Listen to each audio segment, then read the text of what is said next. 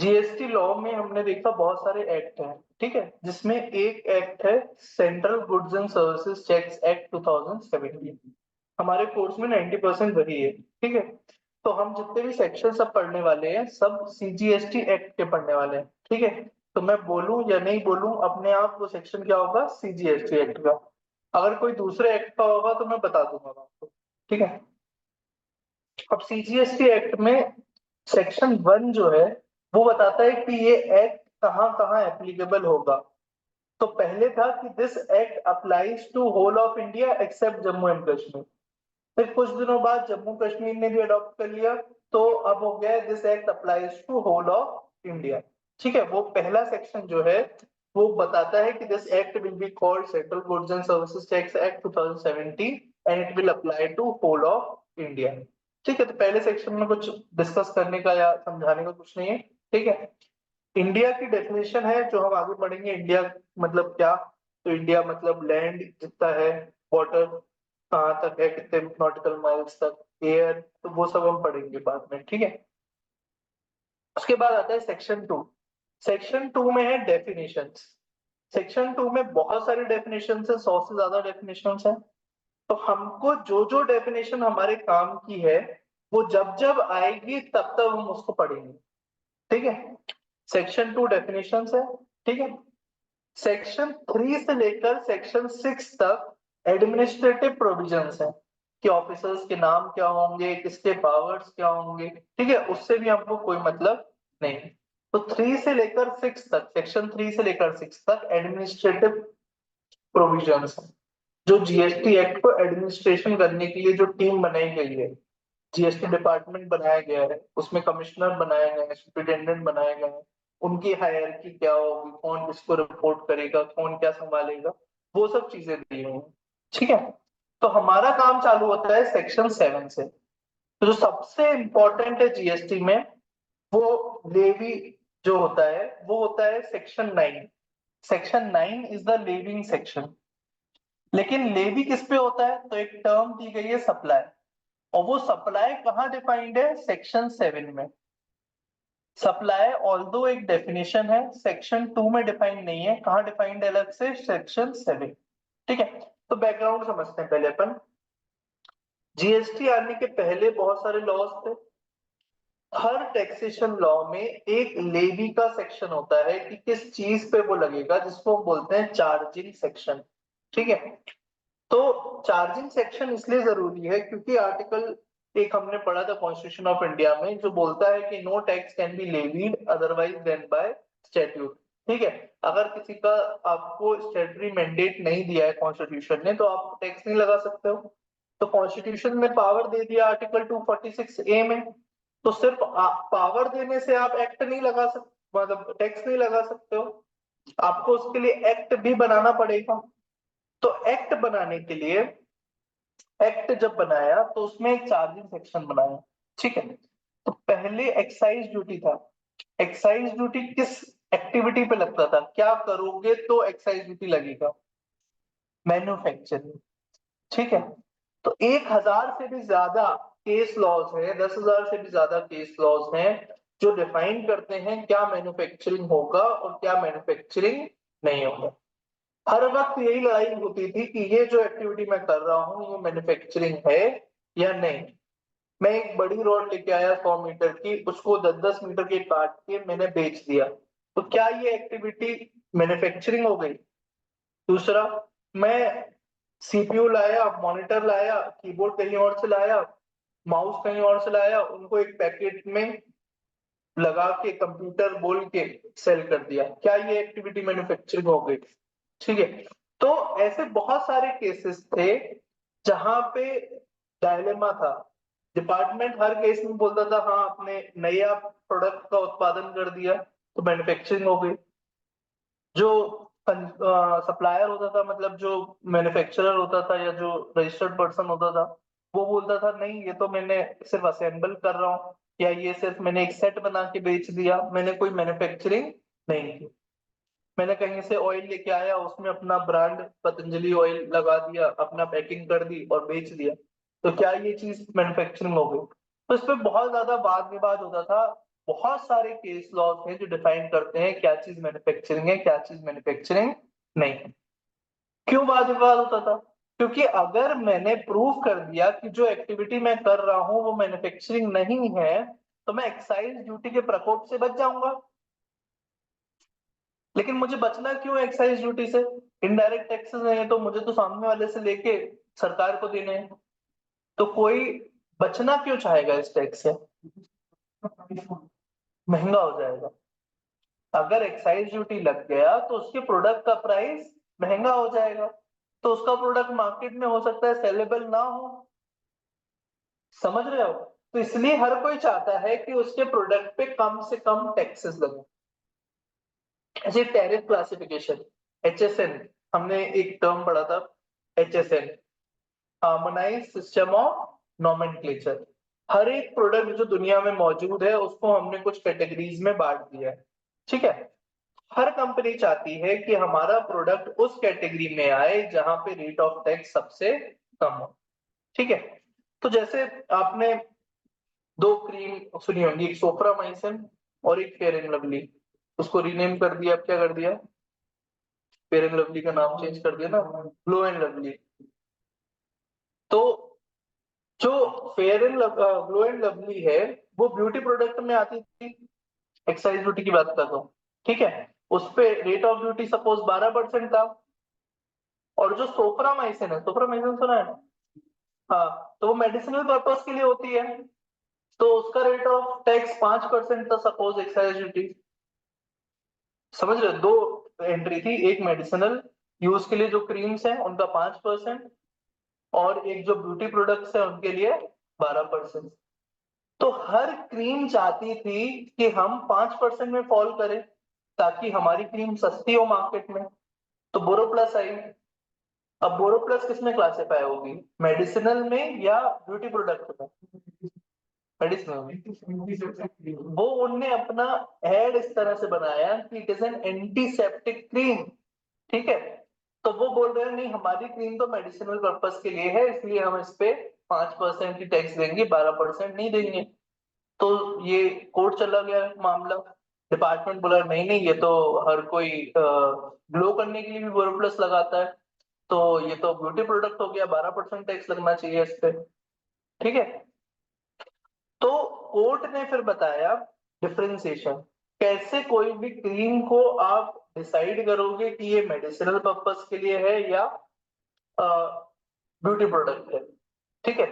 तो जैसे वो टैगलाइन है एंटीसेप्टिक क्रीम, तो वो एंटीसेप्टिक क्रीम इसलिए वो बार बार बताते हैं कि ताकि उनका क्लासिफिकेशन किसमें बना रहे, मेडिसिनल प्रोडक्ट में।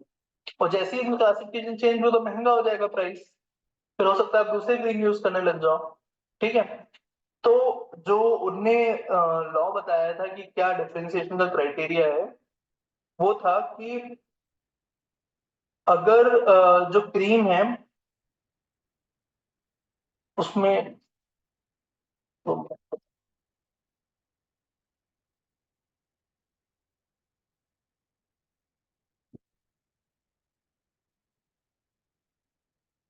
उसमें कुछ ऐसा था कि अगर मेडिसिनल प्रोडक्ट को ही डिफाइन किया था उन्होंने कि ये यूज है अगर उस क्रीम का कोई चीज को क्योर करने के लिए, CURE, क्योर करने के लिए अगर क्रीम है तो इट इज मेडिसिनल पर्पस। अगर केयर करने के लिए, CARE, केयर, तो इट इज ब्यूटी प्रोडक्ट। ठीक है? तो वो टेस्ट उन्होंने दिया कि ये टेस्ट देखो आप, तब डिसाइड करो कि क्योर है कि केयर। तो ऐसे बहुत सारी चीजें हैं जिसमें केस लॉज हैं बहुत सारे, जिसमें वो बताते हैं कि इसका क्लासिफिकेशन होना चाहिए कहाँ पे, इस पे एक्साइज ड्यूटी लगना चाहिए नहीं लगना चाहिए। पंचांग आता है घर में? पंचांग सुना है? पंचांग, कैलेंडर। पंचांग मतलब एक आपने देखा होगा रामलला, राम स्वरूप, हाँ, नहीं घर में टंगा होगा जिसमें तिथि देखते हैं कि आज दिवाली किस दिन पड़ने वाली, होली किस दिन पड़ने वाली, एकादशी कब है। हाँ हाँ, लाला राम स्वरूप पंचांग, ऐसे बहुत सारे आते हैं पंचांग। ठीक है? तो अब ये केस गया कि पंचांग कैलेंडर है कि नहीं। जैसे मैंने पंचांग बोला उसमें बोला कैलेंडर, तो पंचांग कैलेंडर है कि नहीं, क्योंकि कैलेंडर है तो उस पर टैक्स का रेट है 5%। और अगर आप उसको कैलेंडर नहीं बोलते हो, पीरियोडिकल बोलते हो, तो उस पे रेट है 0। पीरियोडिकल मतलब क्या? मैगजीन आती है, न्यूज़पेपर आता है, दिन में एक बार न्यूज़पेपर आता है, हफ्ते में एक बार सपोज मैगजीन आती है, तो वो क्या है? पीरियोडिकल। पीरियोडिसिटी डिफाइंड है। तो ऐसे ही वो बोले कि पंचांग साल में एक बार आता है, तो ये पीरियोडिकल है। This is not a calendar. फिर कैलेंडर का पर्पस होता है सिर्फ डेट और डे देखना, बट पंचांग में देखना बहुत सारी इंफॉर्मेशन दी होती है। पीछे पलटाओगे आप तो राशिफल दिया होगा, उसमें दिया होगा ट्रेन का टाइमिंग, उसमें दिया होगा किसी कौन सा व्रत रखना है, क्या है। हाँ, तो ये सब चीजें पंचांग में दी रहती है। तो वो बोलते हैं कि पंचांग लोग डेट और डे देखने के लिए नहीं खरीदते, इसलिए खरीदते हैं कि ये सब इंफॉर्मेशन मिलती है। तो हाईकोर्ट का जजमेंट है जिसमें उन्होंने बोला कि पंचांग इज नॉट अ कैलेंडर। समझ रहे हो? तो इस तरह से चीजों का क्लासिफिकेशन की लड़ाई हो रही थी। क्लासिफिकेशन की लड़ाई इसलिए क्योंकि डिपार्टमेंट चाहता था कि हायर रेट पे क्लासिफाई करे और एसएससी चाहता था कि कम रेट में क्लासिफाई करे। ठीक है, तो क्लासिफिकेशन की लड़ाई तो अभी भी है जीएसटी में, लेकिन जो मैन्युफैक्चरिंग वर्ड को लेकर लड़ाई थी, वो लड़ाई खत्म हो गई, क्योंकि अब वो मैन्युफैक्चर वर्ड ही हटा दिया। अब वर्ड क्या लिया है? सप्लाई। पहले जो वैट लगता था, सेल्स टैक्स लगता था, वो किस पे लगता था? सेल ऑफ गुड्स पे। तो यही लड़ाई होती थी कि जो एक्टिविटी मैं कर रहा हूं वो सेल है या नहीं है। जो एक्टिविटी मैं कर रहा हूं वो सेल के परव्यू में आती है या नहीं आती है, इसी पे लड़ाई चलती थी। ठीक है, तो इस पे भी बहुत सारे केस लॉज हैं कि जो एक्टिविटी हो रही है वो सेल्स होती है कि नहीं होती। सपोज मैंने बाबर के अंदर किसी ने, ठीक है, उसने मुझे क्रीम लगा के मुझसे बोला मसाज कर रहा हूँ मैं, क्रीम फेस मसाज कर दी मेरी, 500 रुपए ले लिए। अब उसने क्या मुझे क्रीम बेची क्या? वो तो सर्विसेज में ही शामिल है ना क्रीम की कॉस्ट। तो क्या ये सेल ऑफ क्रीम है कि नहीं? ठीक है, तो ऐसे बहुत सारे विवाद होते थे कि ये चीज में ये सामान बेचा जा रहा है कि नहीं। कंस्ट्रक्शन ऑफ हाउस है, उसमें सीमेंट रेता गिट्टी सब लग रहा है, क्या उसने मुझे सीमेंट रेता गिट्टी बेची? क्या उसने मुझे हाउस कंस्ट्रक्शन की सर्विसेज दी? तो ये सेल्स टैक्स वाले बोलते नहीं नहीं, इसने तो सामान भी बेचा आपको। तो ये सब विवाद होते थे कि क्या चीज सेल है कि नहीं। सर्विसेज में विवाद होता था कि जो मैं एक्टिविटी कर रहा हूँ वो सर्विस के दायरे में आती है कि नहीं। तो सबसे इंपॉर्टेंट पॉइंट होता है चार्जिंग सेक्शन में, what is the point of levy. क्या करने से मुझे ये टैक्स लग जाएगा? तो एक्साइज ड्यूटी क्या करने पे लगता था? मैन्युफैक्चर करने पे। सेल्स टैक्स वैट तैयार करने पे लगता था, सेल करने पे। सर्विस टैक्स क्या करने पे लगता था? सर्विस प्रोवाइड करने पे। तो अब जब जीएसटी लॉ बनाना है तो मुझे जो डेफिनेशन है, जो टर्म है, वो इतनी वाइड चुननी है कि वो किसी के भी दायरे से बाहर ना जा पाए, उसमें सब चीजें कवर हो जाए। तो एक ऐसी ब्रॉड टर्म उनने चुनी, सप्लाई। तो जीएसटी में जो लिविंग पॉइंट है, जिस पॉइंट पे टैक्स लगेगा, जो चीज कर दोगे तो जीएसटी लग जाएगा, वो पॉइंट क्या है? सप्लाई। अब इस चीज को डिफाइन इतने ब्रॉड टर्म्स में करना है कि कोई भी इसके ऊपर ना निकल पाए, मतलब इससे बाहर ना निकल पाए। कोई भी एक्टिविटी इस टर्म से अगर बाहर निकल गई तो उस पर जीएसटी आप कलेक्ट नहीं कर पाओगे। तो ये बैकग्राउंड से ये डेफिनेशन बनाई गई है। ठीक है, जब तक आपको बैकग्राउंड और पर्पस नहीं समझ में आएगा ना, डेफिनेशन कभी भी मतलब याद नहीं रह पाएगी आपको। ठीक है, तो बैकग्राउंड और पर्पस क्या है कि इसको इतना वाइड बनाना है कि कोई भी चीज इससे छूट ना जाए, बाहर ना चली जाए। ठीक है, तो अब पढ़ते हैं अपन इसमें। बिल्कुल एग्जैक्ट वर्डिंग्स नहीं है जो एक्ट में लिखे हैं, मतलब फर्स्ट लाइन नहीं है, बाकी सब तो एग्जैक्ट लिखा है। तो फर्स्ट लाइन है, for the purposes of this act the term supply includes 2.8। जो एक्ट की लैंग्वेज है बेयर टेक्स्ट, वो बता रहा हूं।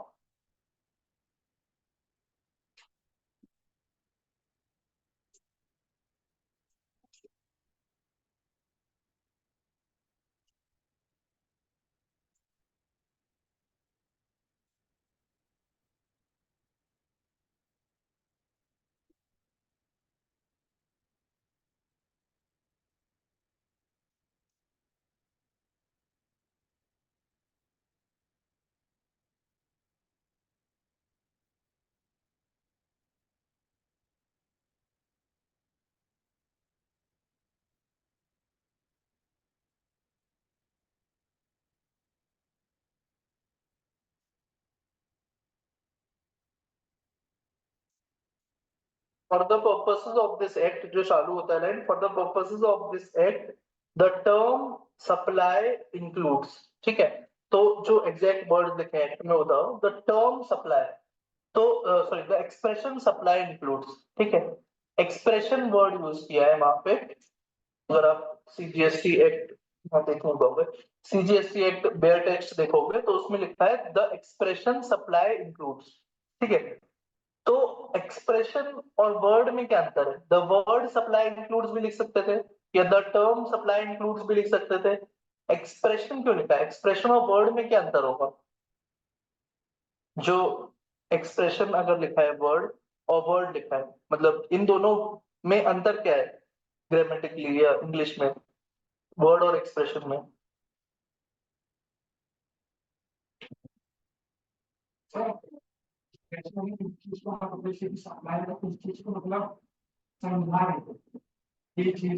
नहीं, एक्सप्रेशन और वर्ड भी बस, वो तो आगे दोनों को डिफाइन किया है, ठीक है। दोनों केस में सप्लाई को डिफाइन किया है आगे तो, लेकिन एक्सप्रेशन क्यों चुना होगा उनने? उनने जो वर्ड वो लिखते, वो word the word supply includes या द टर्म सप्लाई इंक्लूड्स भी लिख सकते थे। एक्सप्रेशन क्या होता है नॉर्मल बोलचाल की भाषा में? एक्सप्रेशन क्या होता है?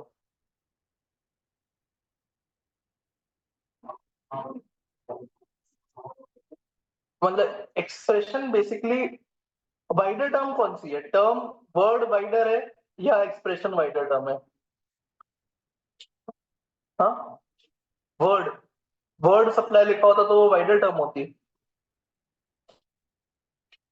एक्सप्रेशन, तो देखो एक्सप्रेशन जो होता है वो वाइडर टर्म हुई, क्योंकि देखो एक्सप्रेशन हो सकता है एक से ज्यादा वर्ड मिला के भी एक एक्सप्रेशन बन रहा है, ठीक है। तो एक्सप्रेशन वर्ड जो है वो वाइडर टर्म है, तो इसलिए उन्होंने बोला कि जो सप्लाई का डिक्शनरी मीनिंग है आप उस तक सीमित नहीं रहना। सप्लाई को ब्रॉडर मीनिंग दिया है, सप्लाई यहाँ पे क्या है? एक्सप्रेशन, तो उसका ब्रॉडर मीनिंग है। तो वो बोल रहे हैं सप्लाई को आप ब्रॉडर मीनिंग में समझना, सप्लाई को आप नैरो मीनिंग में मत समझना, ठीक है। तो इसलिए वर्ड क्या यूज किया है? एक्सप्रेशन। सप्लाई इंक्लूड्स, ठीक है। इंक्लूड्स कब आता है डेफिनेशन में? तो कल मैंने बताया था डेफिनेशन, किसी भी वर्ड को डिफाइन करने के लिए बहुत सारे ऑप्शन है। पहला है मीन्स, तो लिख सकते थे सप्लाई मीन्स 1 2 3 4, ये चार चीजें सप्लाई का मतलब है। तो मतलब एग्जॉस्टिव डेफिनेशन हो गई। एग्जॉस्टिव मतलब ये चार चीजें ही बस सप्लाई है, इसके अलावा कोई पांचवी चीज हुई तो वो सप्लाई में नहीं आएगी। तो क्या हमारा पर्पस ये है कि हमको एक ऐसी डेफिनेशन बनानी है जो एग्जॉस्टिव हो, जो सिर्फ इलस्ट्रेटिव, जो सिर्फ कुछ ही केस कवर कर पाए? नहीं, ऐसी नहीं बनानी। तो इसलिए हमने क्या वर्ड यूज किया? इंक्लूड्स। इंक्लूड्स मतलब जो आप सोच सकते हो वो सब तो है ही सप्लाई, उसके साथ साथ ये भी चीजें सप्लाई है। तो सप्लाई की definition is just an illustrative definition, inclusive definition, मतलब इसके अलावा भी कोई चीज छूट गई होगी वो चीज भी सप्लाई है। अभी अपन पढ़ेंगे तो आप देखोगे कोई भी चीज हमको जो लगता है, जो सोच सकते हैं वो छूटी नहीं है, लेकिन फिर भी इतनी सारी चीजें कवर करने के बाद भी उनने वर्ड का यूज किया है इंक्लूड्स, ताकि अगर कोई चीज छूट गई तो वो चीज भी समझ लेना कि सप्लाई के दायरे में शामिल है, ठीक है। Okay, supply includes all forms of supply of goods और सर्विसेज और both. Supply includes all forms of supply, तो पहले बोल दिया, हम डिफाइन ही किसको कर रहे हैं? सप्लाई को। और बोल दिया supply includes all forms of supply, मतलब सप्लाई में सारे फॉर्म्स ऑफ सप्लाई शामिल है।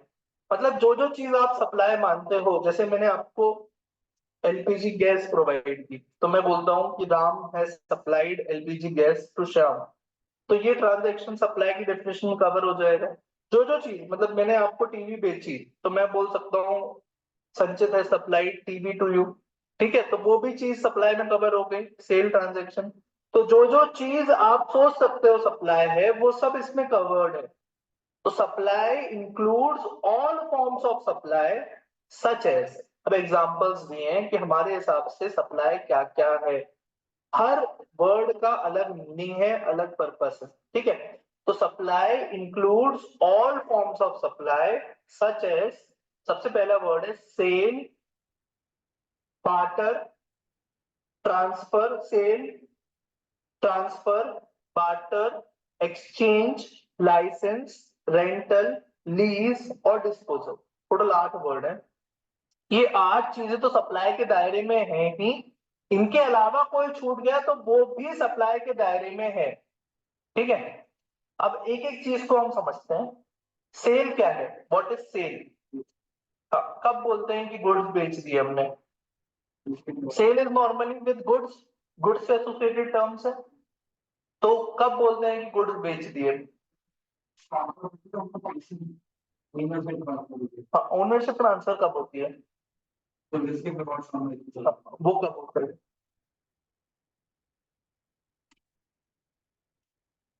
डिलीवरी पे हो सकता है, और तो दो चीजें इंपॉर्टेंट है सेल होने के लिए। पहला, टाइटल ट्रांसफर हो गई, गुड्स की टाइटल ट्रांसफर हो गई। गुड्स की टाइटल ट्रांसफर कैसे होती है? By way of invoice. मैंने इनवॉइस आपके नाम पे काट दिया तो मेरी गुड्स की टाइटल आपको ट्रांसफर हो गई। दूसरा, रिस्क एंड रिवॉर्ड ट्रांसफर होना। तो हो सकता है मेरी कंडीशन है कि आप मेरी फैक्ट्री में आके माल उठा के ले जाओगे, एक्स फैक्ट्री डिलीवरी है, तो मैंने फैक्ट्री के पास माल रख दिया, आप आए उठा के ले गए, तो जैसे ही मैंने फैक्ट्री के बाहर माल रखा मेरा रिस्क एंड रिवॉर्ड ट्रांसफर हो गया, तो मैंने सेल कर दी।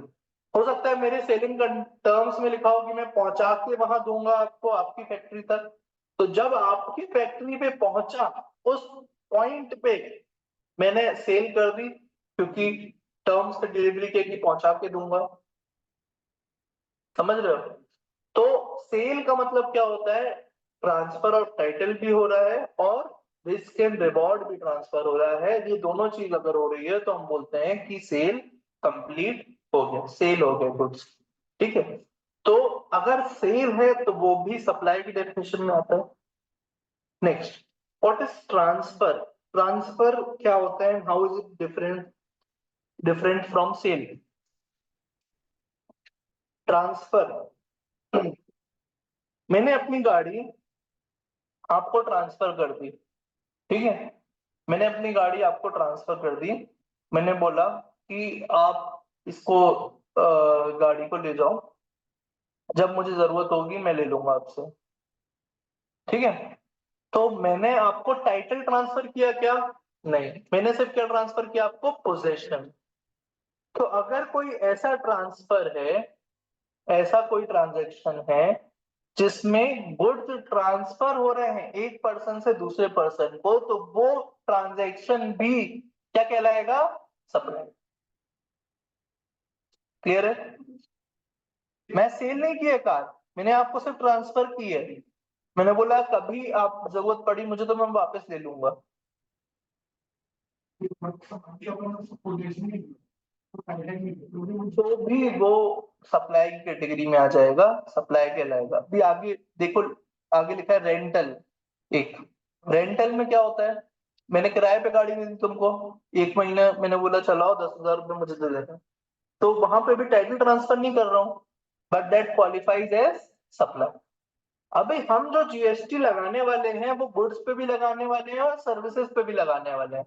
तो आपको ब्रॉडर परव्यू से देखना है कि आपको हर ट्रांजैक्शन पे जीएसटी वसूलना है। कार बेची तो भी लेना है, कार ट्रांसफर की तो भी लेना है, कार किराए से दी तो भी लेना है, कार में बैठा के किसी को छोड़ा और उससे पैसे ले लिया आपने तो भी लेना है। समझ रहे हो? तो कोई भी ट्रांजैक्शन स्किप ना हो जाए। आपने बोला मेरी कार में स्टिकर चिपका दो अपनी कंपनी का और मुझे 500 रुपए दे दो, उस पे भी जीएसटी लेना है। समझ रहे हो? तो इसलिए ये जो डेफिनेशन है वो इतनी ब्रॉड बनाई गई है कि सारे ट्रांजेक्शन कवर हो जाए। क्लियर है? आपकी गाड़ी खराब हो गई, अब आपको उसको डिस्पोज ऑफ करना है। आपने बोला कि मुझे 500 रुपए दो, मैं इसको जाके कबाड़ी को बेच आता हूँ, डिस्पोज ऑफ कर देता हूँ, आपको छुटकारा दिलवा देता हूँ। तो आपने 500 रुपए लिए किस चीज के लिए? डिस्पोज ऑफ करने के लिए, तो भी उस पर जीएसटी लगेगा। समझ रहे हो? तो इसलिए अलग अलग टर्म्स हैं, ट्रांसफर, ट्रांसफर क्लियर है, सेल और ट्रांसफर दो चीज। तीसरा है बार्टर। बार्टर सुना है? बार्टर क्या होता है? पहले बार्टर इकोनॉमी की। मेरे पास अब एक गुड्स के बदले दूसरा गुड्स हो सकता है, एक गुड्स के बदले सर्विसेज हो सकती है, एक सर्विस के बदले दूसरी सर्विस हो सकती है, गुड्स के बदले सर्विस, सर्विस के बदले गुड्स, कुछ भी हो सकता है, कॉम्बिनेशन हो सकता है। मेरे पास, मैं चावल का ट्रेडर हूँ, राइस का ट्रेडर हूँ, मेरे पास चावल है, मुझे जरूरत है डॉक्टर की जो इलाज कर दे, तो मैं डॉक्टर के पास जाता हूँ, मैं डॉक्टर से बोलता हूँ आप मेरा इलाज कर दो, मैं आपको बदले में 10 किलो चावल दे दूंगा। तो गुड्स के बदले क्या ले ली मैंने? Services.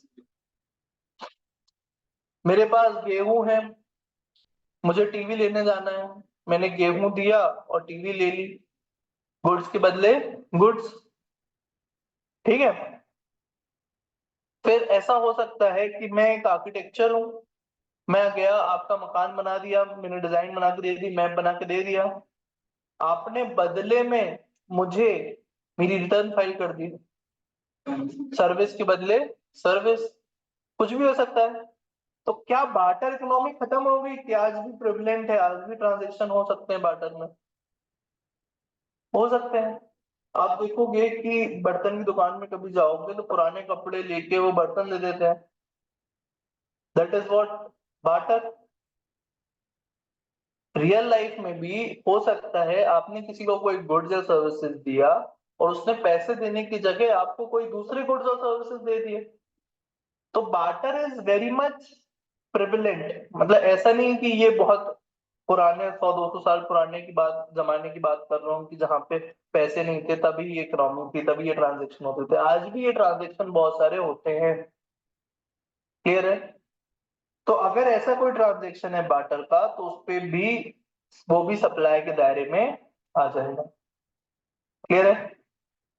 Next, exchange. What is exchange? Now it is different from barter. Exchange क्या होता है?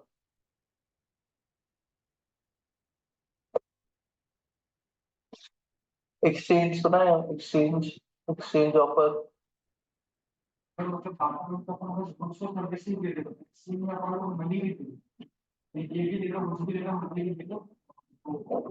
तो एक्सचेंज, पुरानी टीवी लाओ नई ले जाओ, पुराना सोफा ले आओ नया ले जाओ, पुरानी कार लाओ नई कार ले जाओ, ऐसे आता है ना ऐड।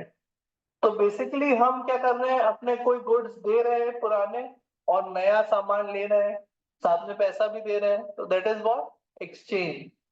एक्सचेंज ऑफ गुड्स या exchange of goods with money, दोनों ही एक्सचेंज में आ गया। तो ये भी ट्रांजेक्शन क्या है?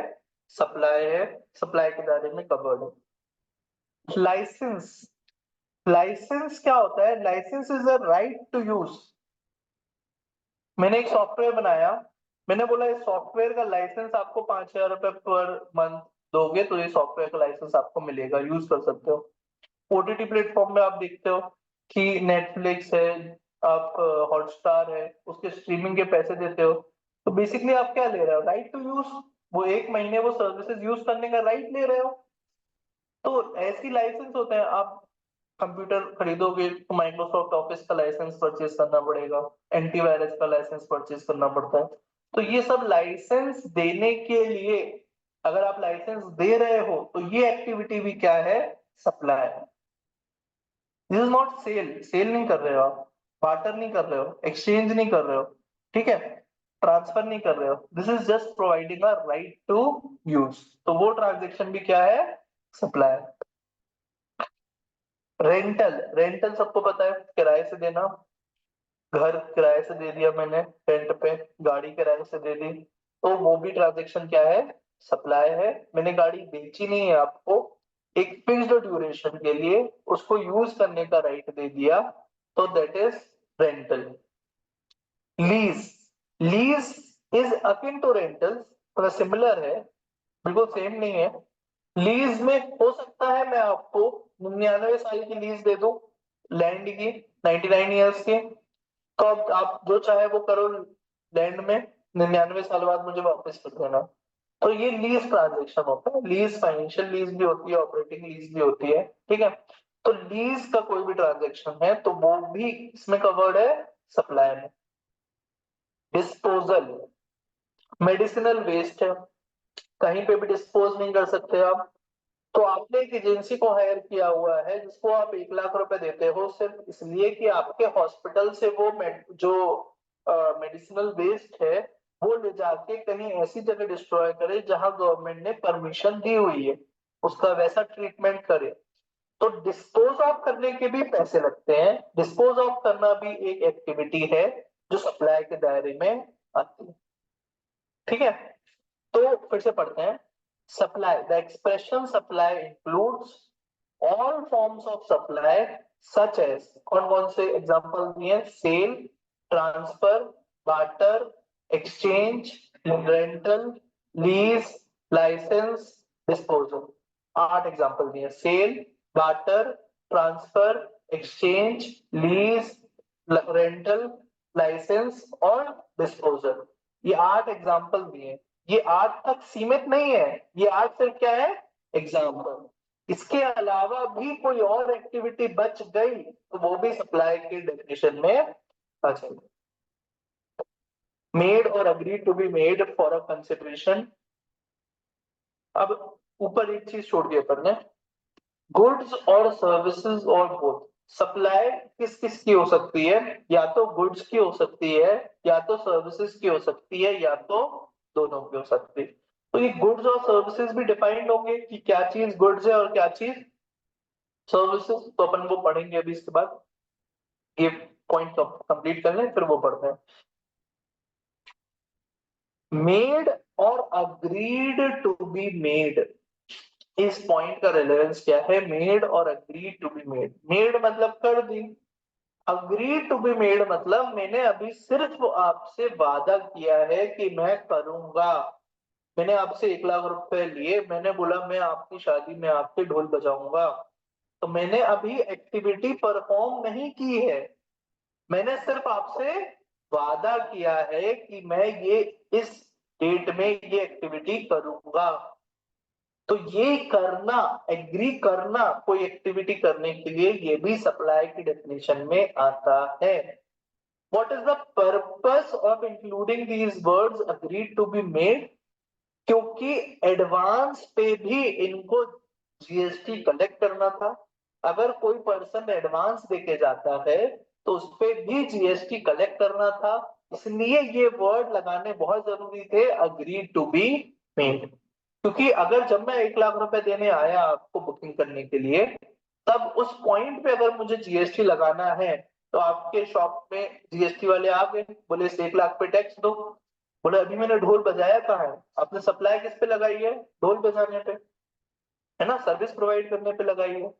मैंने अभी सर्विस तो प्रोवाइड की ही नहीं है, तो आप जीएसटी कैसे ले सकते हो मुझसे? तो बोलेंगे देखो ये लिखा है अग्री टू बी मेड, तुमने अग्री कर दिया ना कि तुम ये सप्लाई करोगे, तो अब तुम्हें पैसे मिल गए हैं तो तुम मुझे जीएसटी दे दो।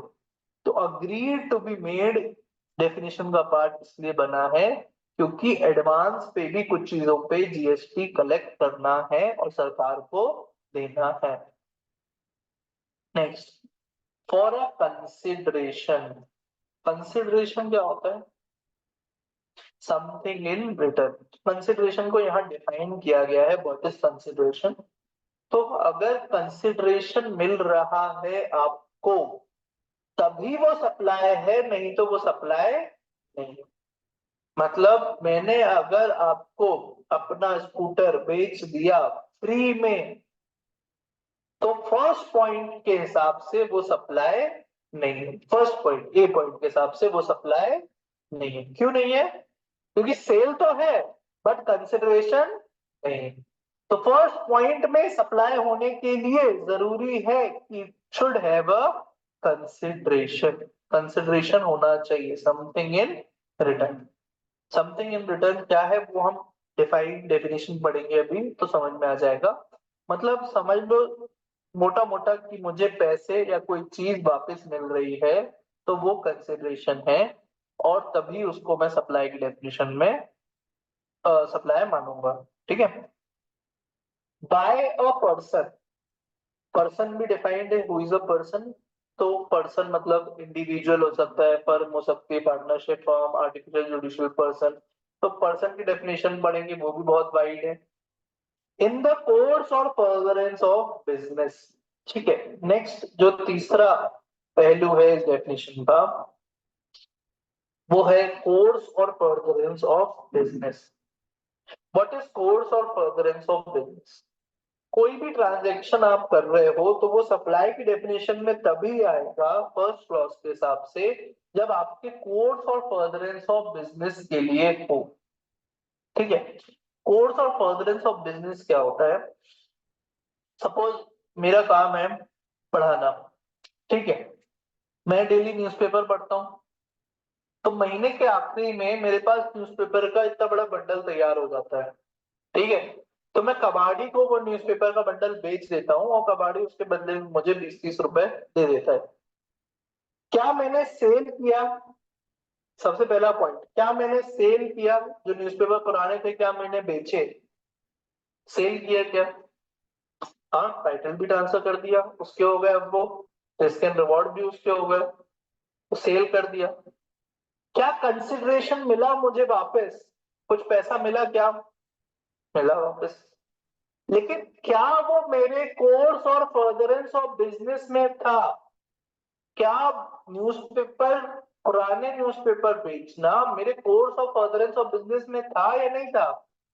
नहीं था। It was not in the course of furtherance of my business, तो it does not qualify as supply. वहीं एक कबाड़ी है जिसका काम ही है डेली ये न्यूज़पेपर खरीदना बेचना, तो वो किसी और को बेच रहा है, तो वो ट्रांजेक्शन क्या हो जाएगा? Supply, because it is in the course और फर्दरेंस ऑफ हिज बिजनेस। दूसरा एग्जांपल देता हूँ। मेरे पास पुरानी ज्वेलरी थी, मुझे पैसे की जरूरत पड़ी, मैं ज्वेलरी लेके गया सुनार के पास, मैंने बोला कितने में बिकेगी? उसने बोला 1 लाख रुपए में। उसने मुझे 1 लाख रुपए दे दिए। क्या मैंने सेल की?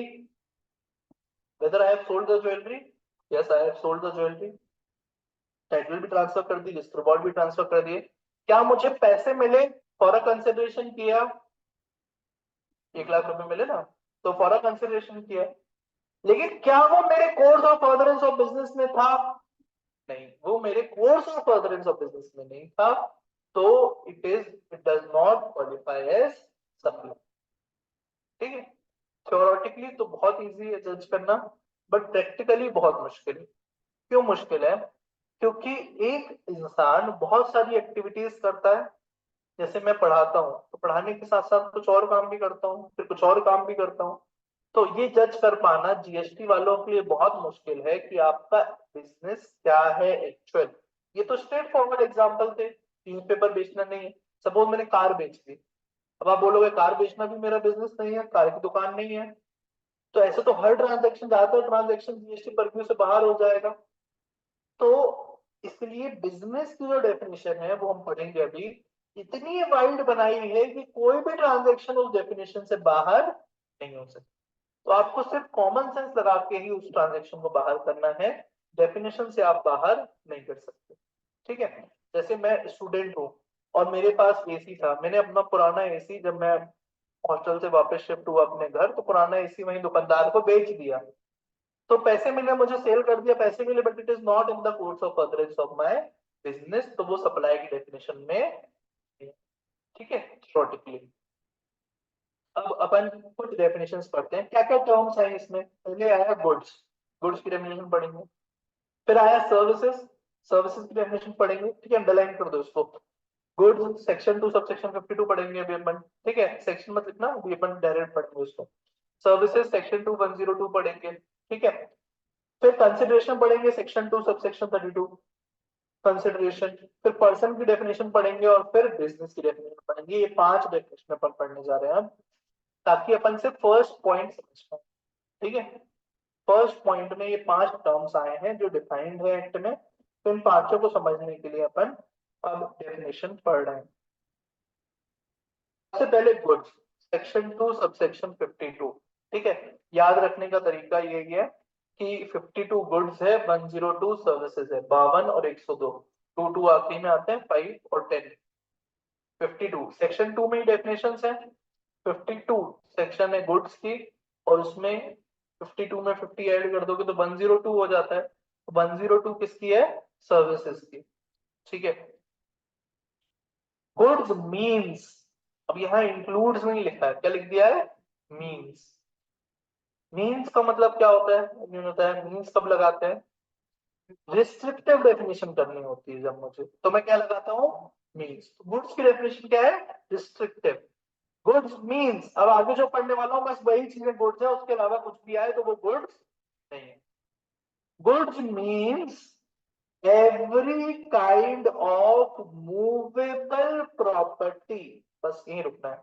तो मेरी डेफिनेशन क्या पहले तो पेज 2.3 में, 2.3 में मिल गई सबको डेफिनेशन। रिलेवेंट डेफिनेशन में पहली है goods. Goods means every kind of movable property.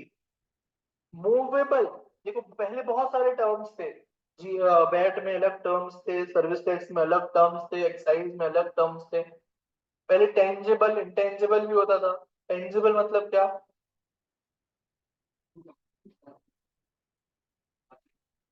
और इंटेंजिबल, जिससे भिड़ सकते हो वो क्या है? टेंजिबल। और जिससे नहीं भिड़ सकते वो क्या है? इंटेंजिबल। सॉफ्टवेयर क्या है? कंप्यूटर क्या है? टेंजिबल। ठीक है। अब आते हैं मूवेबल इमूवेबल, जो यहाँ है। यहाँ टेंजिबल इंटेंजिबल का फर्क ही नहीं किया उन्होंने। उनने सिर्फ बोला आपको देखना है मूवेबल है या इमूवेबल है। क्या इंटेंजिबल कोई भी चीज इंटेंजिबल मूवेबल होती है? सॉफ्टवेयर मूवेबल है कि इमूवेबल है? मूवेबल है। क्यों?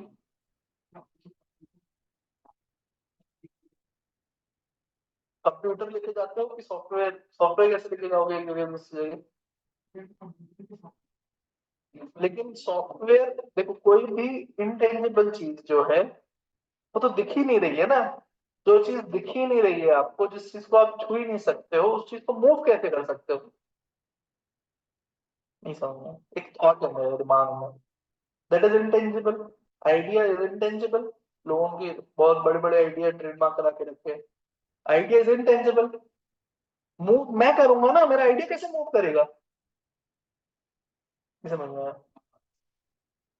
तो मूवेबल मतलब यहाँ पर सिर्फ इंटेंजिबल की बात नहीं हो रही, यहाँ पे सिर्फ और सिर्फ टेंजिबल की बात हो रही है।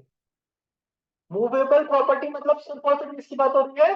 टेंजिबल चीजों की बात हो रही है, इंटेंजिबल की बात नहीं हो रही है। ठीक है। तो लेकिन यहाँ डिफरेंशिएट नहीं किया है हमने टेंजिबल और इंटेंजिबल के बीच में, उनको उनने बोला इस झगड़े में हमको पढ़ना ही नहीं है। हम तो बोल रहे हैं goods means every kind of movable property. पंखा ये मूवेबल है कि इमूवेबल है? क्यों? बोलो लूंगा इसलिए। इसको निकाल के कहीं और ले जा सकते हैं, that is why this is a movable property. ये लैपटॉप क्या है? मूवेबल है इमूवेबल है? मूवेबल है। मोबाइल क्या है? मूवेबल। लिफ्ट, बिल्डिंग में लगी हुई लिफ्ट मूवेबल है कि इमूवेबल है? क्यों ऊपर नीचे होती है? तो लिफ्ट के लिए थोड़ा सा कंट्रोवर्सी है। लिफ्ट अगर ऐसी है जो बिल्डिंग में एम्बेडेड है, जिसको बिना तोड़े फोड़े, बिल्डिंग को बिना तोड़े फोड़े निकाला नहीं जा सकता, तो then that is immovable property. But lift ऐसी है जिसमें सिर्फ 4 स्क्रू खोलना है आपको और ले जाके कहीं और इंस्टॉल कर देना है, तो उसको आप बोल सकते हो मूवेबल प्रॉपर्टी। ये जो विंडोज लगी हुई है, ये विंडोज क्या है? इमूवेबल। क्योंकि बिना तोड़े फोड़े, बिना तोड़े फोड़े निकाल के तो हर चीज ले जा सकते हो, लेकिन क्या बिना तोड़े फोड़े निकाल के ले जा सकते हो क्या? ये जो अंदर वायरिंग लगी हुई है, ये सब क्या है? इमूवेबल। क्योंकि बिना तोड़े फोड़े वो वायरिंग में निकाल नहीं सकता हूं। लेकिन जो बाहर लगी वायर है ये क्या है? मूवेबल। क्योंकि बिना तोड़े फोड़े इसको तो निकाल सकता हूँ। समझ रहे हो? ये प्रोजेक्टर क्या है? मूवेबल। बिना तोड़े फोड़े निकाल सकता हूँ। लेकिन जो ऊपर हुक लगा हुआ है, पंखे के ऊपर हुक लगा रहता है जो सीलिंग में आपके अटैच रहता है, उसको बिना तोड़े फोड़े आप नहीं निकाल सकते हो, दैट इज इमूव। ये बिल्डिंग क्या है? इमूवेबल। समझ रहे हो? टेलीकम्युनिकेशन टावर क्या है? इमूवेबल। टेली कम्युनिकेशन टावर, जो बड़ा टावर लगा रहता है, वो क्या है? इमूवेबल। समझ में आ रहा है अंतर मूवेबल और इमूवेबल में? बेंच और डेस्क क्या है? मूवेबल। ठीक है। तो गुड्स मतलब क्या? मूवेबल। अगर मूवेबल चीज दिखी तो वो क्या है? गुड्स। क्या बिल्डिंग गुड्स है? तो मैं क्या पूछ रहा हूँ, बिल्डिंग गुड्स है क्या? नहीं है। सिर्फ डेफिनेशन चलना है, कॉमन सेंस को भूल जाना है। डेफिनेशन में क्या लिखा है? Goods means every kind of movable property. क्या बिल्डिंग मूवेबल प्रॉपर्टी है? नहीं। तो बिल्डिंग गुड्स नहीं है। बिल्डिंग गुड्स नहीं है। लिफ्ट गुड्स नहीं है। बिल्डिंग में लगी हुई लिफ्ट गुड्स नहीं है। समझ रहे हो? Goods means every kind of movable property other than मतलब क्या? इसके अलावा। तो ये जो चीजें हैं ये ऑल्दो मूवेबल प्रॉपर्टी हैं, गुड्स की डेफिनेशन में आएंगी, बट इनको गुड्स नहीं मानना है। Other then exception carve out किए हैं। क्या क्या एक्सेप्शन है? मनी। मनी क्या होता है? Other than money. मनी मतलब बेसिकली पैसा। पैसा मतलब जो भी करेंसी है, चाहे वो रुपी हो, डॉलर हो, कोई भी करेंसी हो, पाउंड हो, पैसे हो, ठीक है, वो करेंसी क्या कहलाएगी? मनी। कोई भी करेंसी अगर है तो वो मूवेबल है, बट उसको हम गुड्स की डेफिनेशन से बाहर करते हैं। मनी का कोई भी ट्रांजेक्शन होगा, मनी मतलब सिर्फ मैंने आपको सपोज 2,000 रुपए का नोट था आपके पास, मैंने 2,000 रुपए लिए, 500 के 4 नोट दे दिए आपको, तो ये ट्रांजेक्शन क्या है? मनी। तो ये ट्रांजेक्शन को सप्लाई नहीं मानेंगे, गुड्स नहीं मानेंगे। गुड्स नहीं मानेंगे तो सप्लाई भी नहीं मानेंगे। सप्लाई होने के लिए गुड्स होना जरूरी है या सर्विसेज होना जरूरी है? अगर दोनों से बाहर हो गई तो सप्लाई की डेफिनेशन से ऑटोमेटिकली बाहर हो गई। रिलेशनशिप है ना, सप्लाई कब होगी? जब गुड्स होगी, सर्विसेज होगी, कंसिडरेशन होगी, फर्दरेंस होगा, course of furtherance of business होगा। अगर इन चारों में से एक भी चीज नहीं है, गुड्स की डेफिनेशन में नहीं आती बट सर्विसेज में आती है, सप्लाई होगा। इन गुड सर्विसेज दोनों से ही बाहर हो गई तो सप्लाई नहीं होगा। आगे चेक करने की जरूरत ही नहीं है। समझ रहे हो? तो मनी मतलब, मनी भी डिफाइन होगा। हाँ, दिए डेफिनेशन देख कर रहा हूँ। Money, money means the Indian legal tender. In legal tender मतलब जो सर्कुलेशन में है। जब नोटबंदी हुई थी तो वो लीगल टेंडर होना बंद हो गया था। और any foreign currency, cheque, promissory note, bill of exchange, letter of credit, draft, pay order, traveler check, money order, postal or electronic remittance, or any other instrument recognized by RBI when used as a consideration to settle an obligation or exchange with Indian legal tender of another denomination, but shall not include any currency that is held for its numismatic value. तो ये last line बस underline कर लो, ये important है। कोई भी currency, suppose मेरे पास 8 आने का सिक्का है, 8 आने का सिक्का लीगल टेंडर तो नहीं है, वो सिर्फ इसलिए होल्ड करके रखा हूं मैं because it has some numismatic value, मतलब कोई पुरातत्व जिसको कलेक्शन का क्रेज है उसके लिए उसकी कोई वैल्यू है। तो ऐसी करेंसी जो होल्ड की गई है फॉर इट्स न्यूमिस्मेटिक वैल्यू, वो चीज मनी की डेफिनेशन में नहीं है। ठीक है। तो मनी की डेफिनेशन नहीं होती, तो मनी को गुड्स नहीं बोलेंगे। इंडियन लीगल टेंडर मतलब आरबीआई जिसको बोलता है कि जिसके लिए शपथ लेता है कि इसका वो मैं वादा करता हूँ लिख रहा था ना नोट में। तो इंडियन लीगल टेंडर मतलब जो लीगली एक्सेप्टेबल करेंसी है इंडिया में। अभी क्या है, 2,000 के नोट इंडियन लीगल टेंडर है, बट गवर्नमेंट ने बोला है इसका सर्कुलेशन बंद कर दिया है, तो आपको जमा करना है आरबीआई के पास। जो पुराने नोट थे 500 1000 के, वो इंडियन लीगल टेंडर है ही नहीं, मतलब अब उसकी कोई वैल्यू ही नहीं है। आज 2,000 नोट की तो वैल्यू है, एटलीस्ट आप जाके आरबीआई के ऑफिस में दे सकते हो, जमा कर सकते हो अकाउंट में, तो it is still Indian legal tender. But 500 और 1000 के नोट पुराने वाले they are not Indian legal tender. तो ऐसी जो चवन्नी अठन्नी रहती थी, तो अगर आरबीआई ने उसको बंद कर दिया, बोला कि it is not an Indian legal tender, तो वो फिर आप उसको यूज नहीं कर सकते लेन देन में। बाकी जैसे एक का सिक्का दो का सिक्का, it is still Indian legal tender, but हम यूज नहीं करते, जैसे कुछ बहुत लोग लेते नहीं है, तो उससे वो इंडियन लीगल टेंडर होना बंद नहीं हो जाएगा, it is still Indian legal tender. जो भी करेंसी बैंक एक्सेप्ट कर रही है, in short those are Indian legal tender. ठीक है, लीगल मतलब लीगली रिकॉग्नाइज है। ठीक है, अदर देन मनी, तो मनी गुड्स नहीं है। एंड सिक्योरिटीज, सिक्योरिटीज क्या है, सिक्योरिटी गार्ड के बारे में बात कर रहे हैं। तो हाँ, तो सिक्योरिटीज मतलब शेयर डिबेंचर, तो एक सिक्योरिटी कंट्रोल रेगुलेशन एक्ट है, एससीआरए, तो उसके तहत जो सिक्योरिटीज डिफाइंड है वही सिक्योरिटी का यहाँ मतलब है। बेसिकली शेयर डिबेंचर बॉन्ड्स, ये सब क्या है, सिक्योरिटीज। तो इस पे भी जीएसटी नहीं लगता, ये भी गुड्स की डेफिनेशन से बाहर। बट इंक्लूड्स, बट इंक्लूड्स का मतलब क्या होगा, गुड्स की डेफिनेशन में ऑल्दो सिर्फ मूवेबल प्रॉपर्टी है, बट कुछ चीजें फिर भी इंक्लूड होंगी। आप हो सकता है उसको बोल दो कि ये मूवेबल प्रॉपर्टी नहीं है, बट फिर भी हम इसको गुड्स की डेफिनेशन में मानेंगे। कुछ चीजें हो सकता है मनी और सिक्योरिटीज में कवर्ड हो जाए, लेकिन फिर भी हम उसको गुड्स मानेंगे। तो ये स्पेसिफिक कवर किया है। पहले अदर देन में कुछ चीजों को एक्सक्लूड किया, फिर इंक्लूड्स बोल के कुछ चीजों को शामिल किया। किस किस को शामिल किया, actionable claims, growing crops, grass and things attached to or forming part of the land which are agreed to be severed before supply or under a contract of option। एक एक चीज समझते हैं, एक्शनेबल क्लेम क्या है। तो actionable claim, सुना है वर्ड एक्शनेबल क्लेम क्या होता है। हाँ,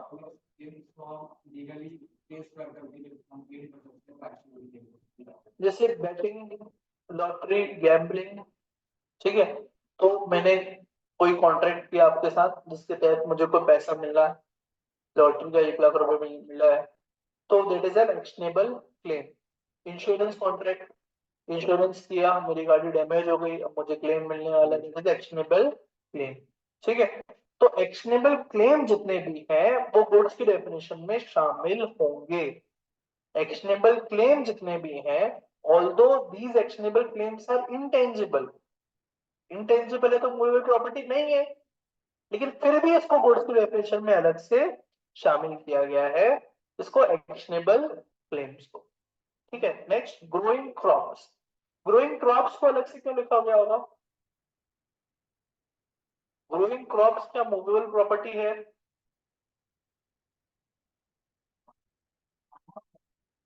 ग्रोइंग क्रॉप्स से इमूवेबल, बिना उसको जमीन से उखाड़े वो फसल देंगे ना, जमीन से उखाड़ना पड़ेगा, तोड़ना पड़ेगा, जमीन से अटैच्ड है, anything which is attached to the earth is immovable, which cannot be separated from the earth without destruction। ठीक है, तो यहाँ पे जो भी चीजें ऐसी हैं जो ग्रोइंग क्रॉप्स हैं, मैंने फसल का सौदा कर लिया कि आपकी जब फसल होगी तो मैं इसके 10 लाख रुपए दूंगा, तो चाहे वो फसल उगने के बाद करूं या फसल होते वक्त करूं, या जब बीज के रूप में मैंने बोया तभी कर लिया मैंने सौदा, तो ग्रोइंग क्रॉप्स का अगर कोई भी सौदा किया तो that is also part of goods, वो भी इसकी डेफिनेशन में आएगी। ग्रास, सेम थिंग, घास उससे अटैच रहती है, and things attach to or forming part of the land which are agreed to be severed before supply or other contract of supply. तो तीन पार्ट में डेफिनेशन है गुड्स की। पहला, गुड्स मींस क्या, every kind of movable property.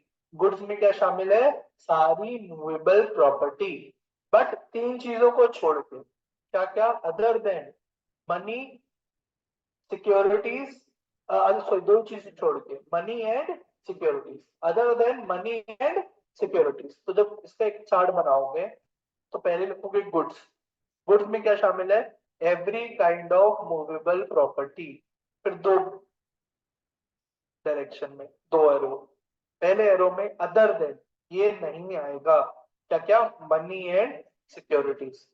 फिर ये includes, but it includes क्या क्या चीजें आएंगी, actionable claims, growing crops, grass and things attached to earth which are agreed to be severed before supply or under a contract of supply। ठीक है, तो ये पूरा डायग्राम आपका गुड्स का डायग्राम होगा, आई थिंक बना भी होगा कहीं।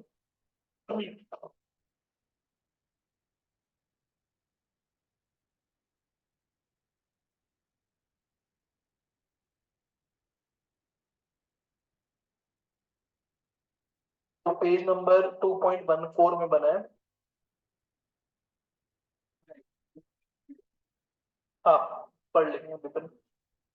गुड्स मींस, देखो every kind of movable property 2.14 पे है, सोफा बना हुआ है तो सारी मूवेबल प्रॉपर्टी गुड्स का पार्ट है, बट एक्सक्लूड्स क्या, मनी एंड सिक्योरिटीज, और इंक्लूड्स नीचे एरो बना है, तीन चीजें, actionable claims, growing crops, grass and things attached to it.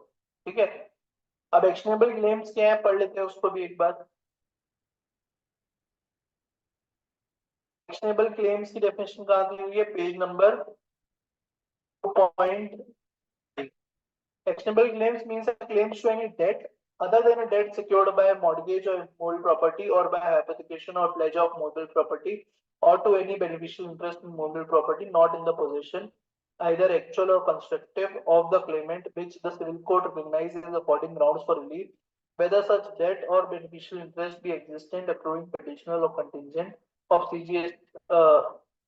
ठीक है, तो ये basically section 3 of transfer of property act 1882 इसमें डिफाइंड है, सीजीएसटी एक्ट में 2 सबसेक्शन 1 और section 3 of transfer of property act में डिफाइंड है। तो इसकी definition exam point of view से इंपॉर्टेंट नहीं है। ठीक है, एक्शनेबल क्लेम्स, इसको एक बार बस पढ़ लो, means a claim to any debt, कोई भी पैसा आपको रिकवर करना है दैट इज अ डेट, तो उस पे कोई भी claim is actionable claim other than जो इमूवेबल प्रॉपर्टी से सिक्योर्ड डेट होता है, कोई लोन लिया आपने घर को गिरवी रख के, तो वो इसका पार्ट नहीं होता है, या गाड़ी में आपने हाइपोथिकेशन लगवा के कोई भी क्लेम की लोन लिया, गाड़ी में हाइपोथिकेशन होता है, हाइपोथिकेशन मतलब गाड़ी के जब रजिस्ट्रेशन कार्ड होता है तो उसमें लिखा रहेगा हाइपोथिकेशन, मतलब गाड़ी आपकी है लेकिन उस पर हाइपोथिकेशन चढ़ा है बैंक का, कभी भी अगर आप किस्त नहीं चुका पाए तो वो ट्रांसफर अपने आप किसको हो जाएगा, बैंक को। इमूवेबल प्रॉपर्टी पे क्या होता है, मॉर्गेज चढ़ता है, मूवेबल प्रॉपर्टी पे प्लेज या हाइपोथिकेशन होता है। ठीक है, और जैसे एलआईसी की पॉलिसी है तो वहां असाइनमेंट होता है, असाइनमेंट मतलब हमने असाइन की हुई है, अगर मैं पैसा नहीं दे पाया तो इसको आप मेरी पॉलिसी का पैसा दे देना। ये वर्ड्स इमूवेबल प्रॉपर्टी के रिस्पेक्ट में मॉर्गेज, मूवेबल प्रॉपर्टी के रिस्पेक्ट में प्लेज या हाइपोथिकेशन, और पॉलिसी के केस में असाइनमेंट। तो ये अलग अलग टर्म्स है, लीगली अलग अलग डिफाइंड है, अपने लिए काम की नहीं है। ठीक है, तो ये बस एक बार पढ़ लेना। ठीक है, एग्जाम पॉइंट ऑफ व्यू से डेफिनेशन इंपॉर्टेंट नहीं, जो इंपॉर्टेंट है वो मार्क कराते जा रहा हूँ। गुड्स की डेफिनेशन बहुत ज्यादा इंपॉर्टेंट है। सर्विसेज, नेक्स्ट सर्विसेज की डेफिनेशन पे आते हैं। Services means anything other than goods, section 2 subsection 102। Services means, यहाँ पे भी मींस है, मतलब डेफिनेट डिस्क्रिप्टिव डेफिनेशन है, एग्जॉस्टिव है। एनीथिंग अदर देन गुड्स, तो ये बोल रहा है जो जो गुड्स में नहीं आता वो सब किस में आ जाएगा, services. Immovable property, building, building क्या गुड्स है, नहीं, तो अपने आप क्या हो गई बिल्डिंग, सर्विसेज। अब आप बोलोगे क्या बिल्डिंग सर्विस है क्या, तो हाँ, जीएसटी एक्ट में बिल्डिंग क्या है, service, because definition says so. Anything which is not goods is services, जो भी गुड्स डेफिनेशन में नहीं आया वो क्या है, services. Other than goods, money और सिक्योरिटी, तो मनी और सिक्योरिटी ऐसी चीजें हैं जो ना गुड्स है और ना सर्विसेज। मनी और सिक्योरिटी गुड्स से भी बाहर कर दी और सर्विसेज से भी बाहर। बट क्या क्या चीजें इंक्लूड की, activities relating to the use of money. मैंने आपको पैसे दिए 15 लाख रुपए, मैंने आपसे उसके बदले में ब्याज ले लिया, तो I have provided you the service, जिसका आपने मुझे इंटरेस्ट प्रोवाइड किया। तो अगर यूज ऑफ मनी आप कर रहे हो, जिसके लिए पैसे ले रहे हो, तो वो क्या है? Service. Use of money is a service. Activity relating to the use of money. Use of money मतलब सपोज आपने मेरे अकाउंट में कैश डिपॉजिट किया, मैंने आपसे कैश हैंडलिंग चार्ज ले लिया 10 रुपए, that is activity relating to use of money. आपने मुझे 1 लाख रुपए दे दिए, बोला भाई रख ले, मेरे इनकम टैक्स की रेट ना हो जाए, जब मैं मांगूंगा तब दे देना। मैं बोलूंगा भाई मुझे 5,000 रुपए चाहिए, तभी मैं रखूंगा। मैंने आपसे पैसे ले लिए फॉर यूज ऑफ मनी। तो activity relating to use of money. Use मतलब बेसिकली वो पैसा मैं यूज कर रहा हूँ, 1 लाख रुपए रख के अपने पास कहीं पे भी यूज कर रहा हूँ, जब आप मांगोगे मैं आपको वापस दे दूंगा।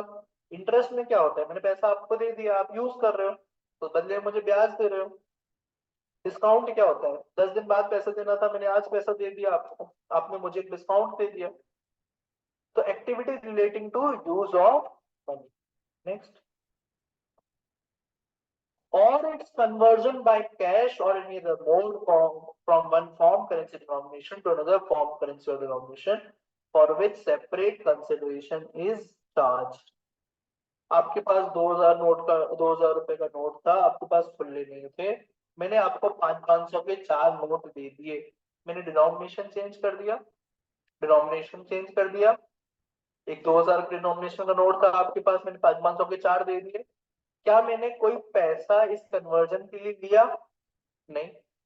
तो ये सब सर्विसेज की डेफिनेशन में कवर्ड नहीं। बट आपने मुझे 2000 का नोट दिया, मैंने बोला 500 के 3 नोट दिए मैंने आपको, और 100 के 4 नोट दे दिए, 50 का 1 नोट दे दिया। कितने नोट दे दिए? कितने रुपए दे दिए? 1950। 500 के 3 नोट, 100 के 4 नोट, और 50 का 1 नोट। तो आपने मुझे 50 रुपए मांगे, तो मैंने बोला वो कट गए, कन्वर्जन चार्जेस। आपको जरूरत है ना छुट्टे के, फ्री में नहीं मिलता छुट्टा, तो 50 रुपए काट लिए मैंने। तो now I have charge the consideration for converting your money from one denomination to other. तो उसके लिए अगर मैंने कोई चार्ज ले लिया तो दैट इज सर्विस। ठीक है? आपके पास 10-10 रुपए के सिक्के थे, अब मैं बोला इसके बदले में 10-10 रुपए के नोट दे दो। डिनोमिनेशन चेंज नहीं किया मैंने, फॉर्म चेंज कर दिया, फ्रॉम पॉइंट्स टू नोट्स। तो भी वो अगर उसके लिए मैंने 50 रुपए चार्ज कर लिया आपसे, तो दैट इज सर्विसेज। आपके पास डॉलर थे, मैंने आपको रुपए दे दिए, बट चार्ज ले लिया, तो मैंने करेंसी चेंज कर दी, तो उसके लिए अगर कोई चार्ज लिया तो that is also services.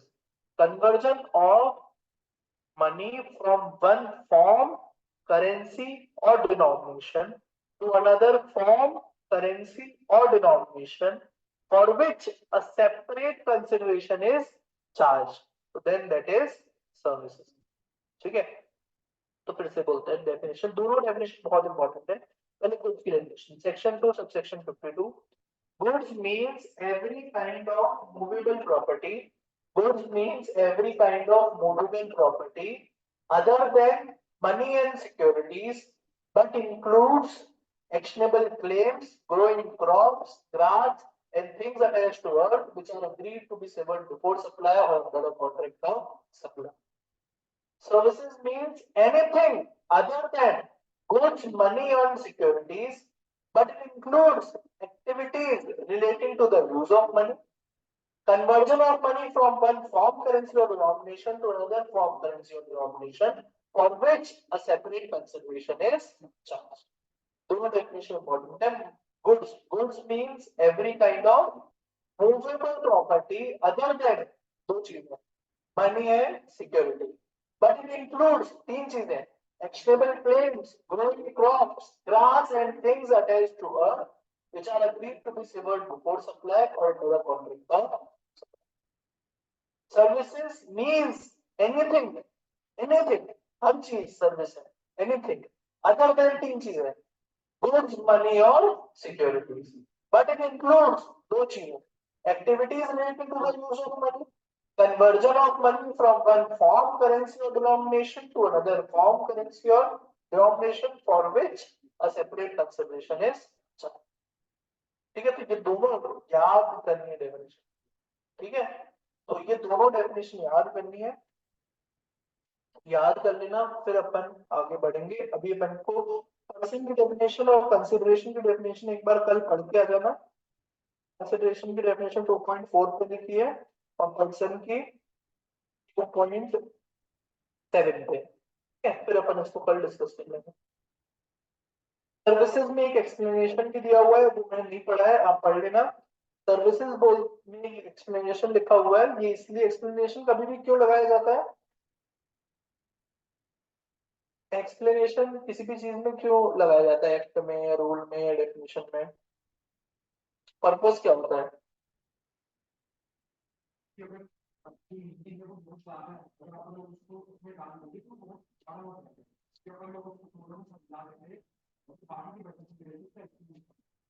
Explanation मतलब बेसिकली कहीं कंफ्यूजन था तो उस कंफ्यूजन को दूर करने के लिए एक्सप्लेनेशन लाया जाता है जनरली।